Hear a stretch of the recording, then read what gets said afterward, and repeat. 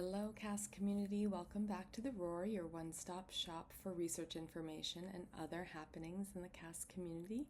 I'm Hitomi with Project CASK, and I wanted to provide in this episode sort of a little bit of a reflection on the month of May, because there was a lot that happened in the month of May.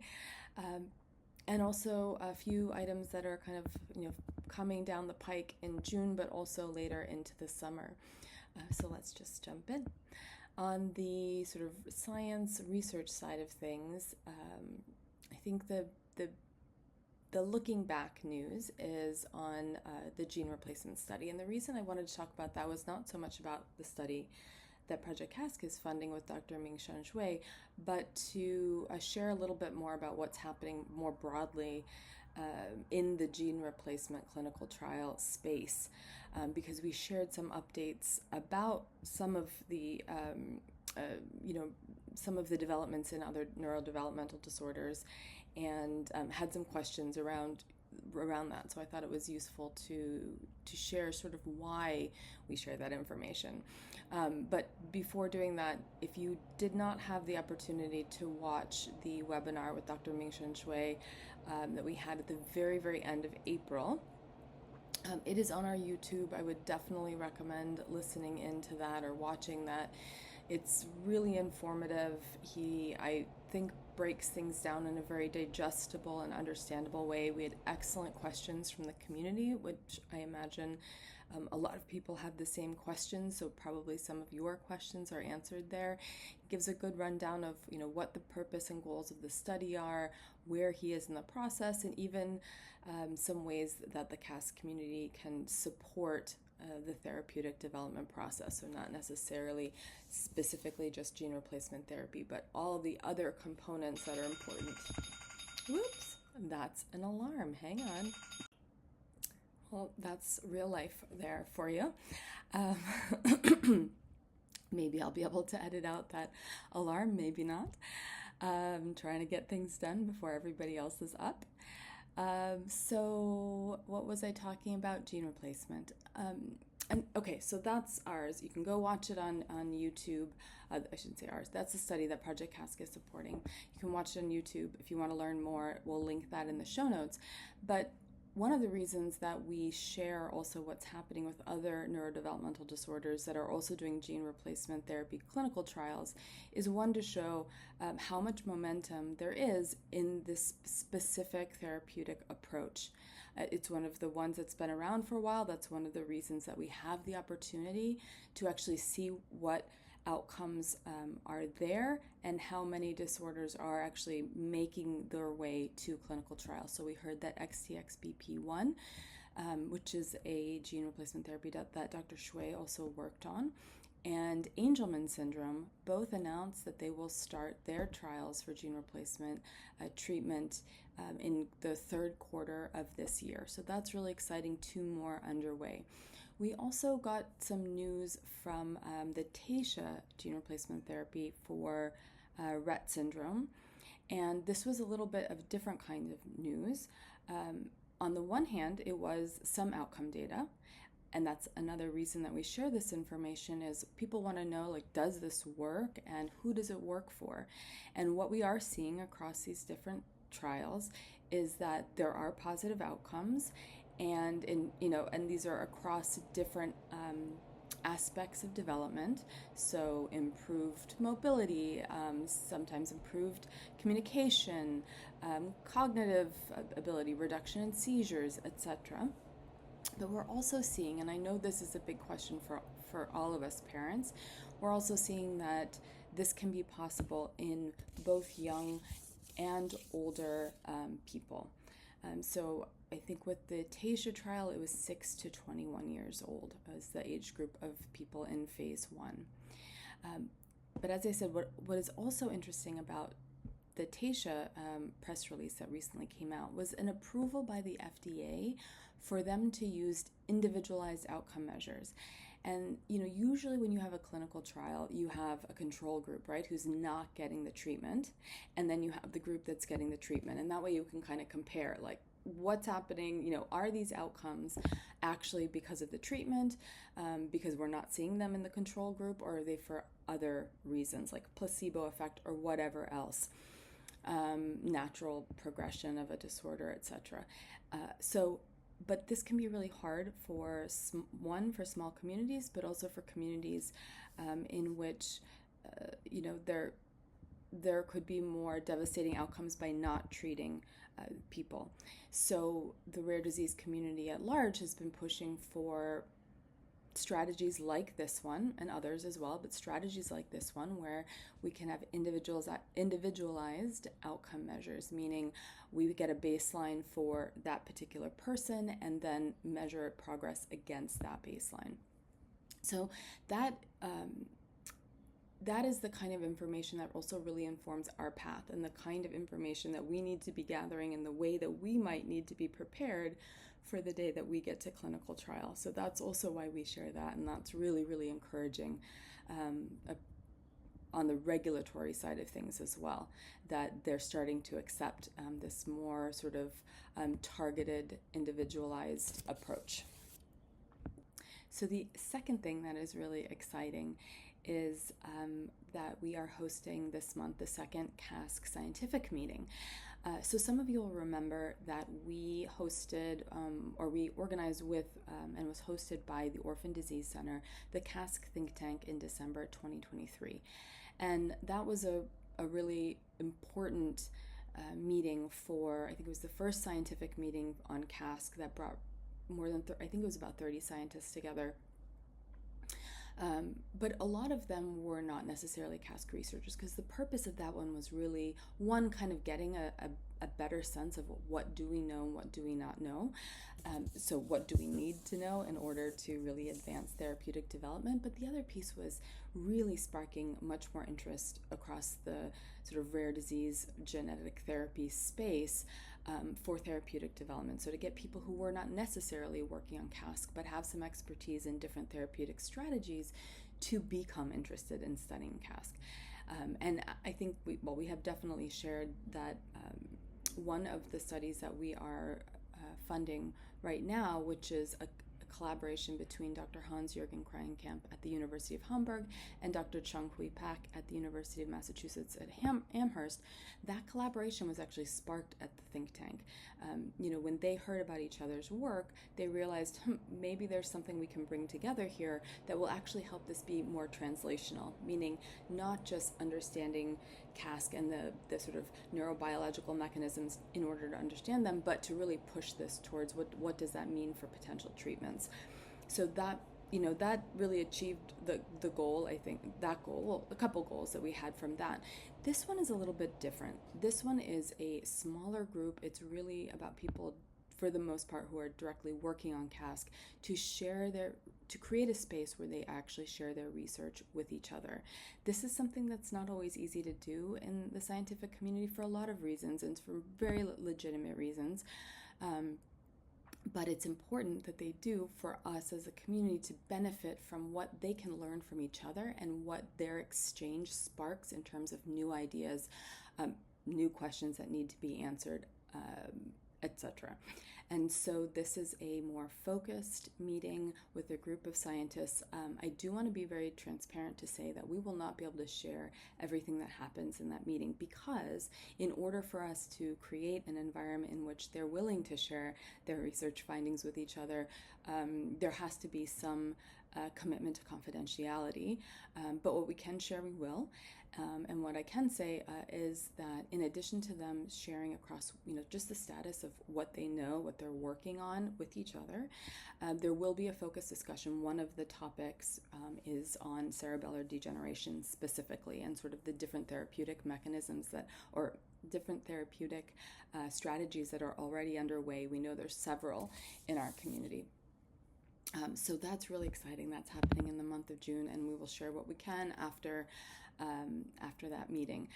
But just know that's happening, and that really is to try to accelerate the learning and the sharing so that we can go maybe in a more targeted way, maybe in a faster way, to developing effective treatments for our kids. So also kind of on the science side, but more on the community activation side, is the biorepository and the biomarker study that we posted about recently. And if you didn't see, I would say check out our Facebook or Instagram pages, and there's a couple good posts there. And then we will also share information, more specific information. We're getting it up on our website. So the biorepository is it's essentially a place where one stores biological samples. And as a result of our partnership, or our membership, I should say, in COMBINEDBrain, which is a consortium of more than 80 rare disease organizations that really has the goal of cross-disorder learning and exchange in order to move things faster, we are benefiting from the COMBINEDBrain biorepository. So it's a collective biorepository within which we can store CASK samples. And these are, this allows us to, for example, have samples that can then be made into induced pluripotent stem cells. I'm sure you've heard this before, the iPSCs. These are very important research tools.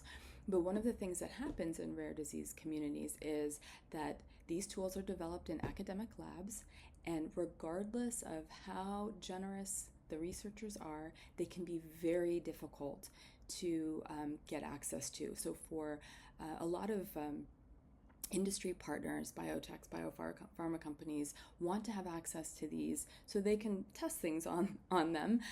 They're tools for them to test different types of treatments. But if it's really difficult for them to get them, if they have to get lawyers involved in order to get access to these tools, it can really deter them from doing so. And so having them publicly available, sort of under the guidance, though, of course, or the decision making of the CASK community, or the CASK organizations that are part of COMBINEDBrain, and that's Project CASK and CASK Gene Foundation. Then it can incentivize, and it allows us to be a part of studies that are much broader, that can help identify things like, for example, biomarkers. So that's one of the specific studies that that COMBINEDBrain is leading right now, that Project CASK is participating in, and for that we need 20 samples. We also want samples just for the biorepository itself, as I said, so we can start to develop some of these iPSCs. So you take the blood, and then there's a process to develop them into iPSCs and other kinds of research assets that we need. So there are a couple different ways that those in the US can participate.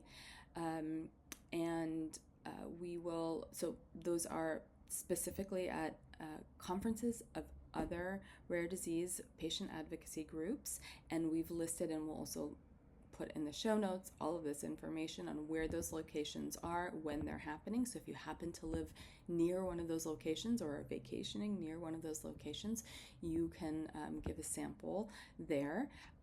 We can also do home collection. It's a little bit more costly, but it is a possibility. So for either of those, though, please reach out at research@projectcask.org. Let us know you're interested, and then we will share a lot more detailed information about the process and what you need to know. And then we'll put you in touch with COMBINEDBrain, and they'll take it from there. And they have a very organized system. So it should be, we understand anything we ask of you is an ask, and it's a lift, and it requires some commitment. But if you live near one of these locations where you can do a home collection, hopefully the lift is not too heavy. And as I said, COMBINEDBrain is really quite organized on that. There may be an international opportunity available this year, and as soon as we have more details on that, we will absolutely share that, because we know we have heard from several of our families abroad, outside of the US, in Europe and beyond, about interest in providing a sample from their child, and sibling controls if possible. And so we will let you know if that's possible. It's really difficult to, you have to have a very specific IRB that allows you to send blood internationally, allows you to send blood internationally, but also to undertake more invasive collection So you could do like a nasal swab. That's not very invasive, but it sort of has limited use for example, you could not participate in the biomarker study with a nasal swab. So blood collection is obviously more invasive. So there are some challenges with that. COMBINEDBrain is working on that all the time. And so we'll let you know when that's possible for sure. So I think that's it on the science side. And I think what I wanted to say also, just in wrapping all of that up, is we know that we're kind of sharing a lot of different information with you all the time, and it can perhaps seem a little bit overwhelming. So we'll also repeat things. Don't worry. You can always reach out and ask questions. But one of the reasons is because it's not just about us funding a researcher to do a study, right? That has to happen because, the actual treatment isn't going to materialize out of thin air. We have to fund researchers to test and develop different types of treatment options for our kids. But it's also so much more than that. All of these things that we do in terms of asking you, for example, to participate in citizen health, this is for the digital natural history study. We have to have that information in order to be able to move to clinical trial. We need to really know very well what are the trends in our disorder. What percentage of our population has different types of mutations, has different types of symptoms, and what happens over time? Are there certain kinds of progressions that we need to know about in order to know if a treatment is effective or when it might be most effective, etc. So that's another component, right? The digital natural history study. And a natural history study is not, one thing. I think I myself, it took a lot of time to kind of understand the scope of what a natural history study is. It's usually multiple studies. So we have talked about things like RARE-X. That's that's caregiver-informed surveys. That gives us some information that's important. Citizen health is medical records. This is hugely important because they meaning whomever will sort of be involved in the trial, need to know, and the regulators, I should say, need to know not just what's happening from the parent or caregiver perspective, although that is, of course, primary. They also need to know from a clinical perspective, from doctors. And then there's, of course, in-person natural history studies. We are not doing that yet. That is a challenge, but we'll get there at some point if we need to.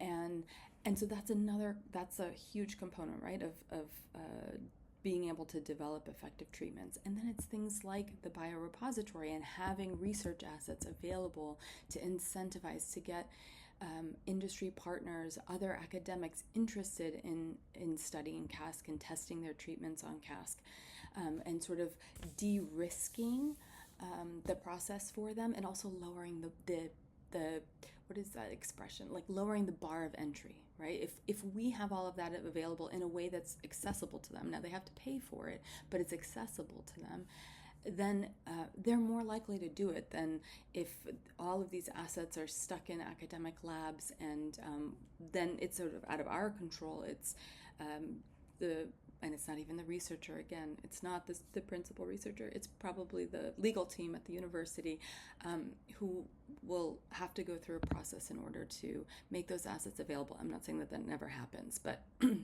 you can do a little research on this and see that it's a common thing in the rare disease space. Okay, a couple other things. I realize this is really long, so I better hurry up. August is Make a Splash for CASK. So this is our second annual community-wide fundraiser, and last year it was just, we were blown out of the water, sorry for the fun, of the engagement and just the different ways that people went about raising money. It can be a super simple lift. We understand summer is hard, people are busy, we're all busy.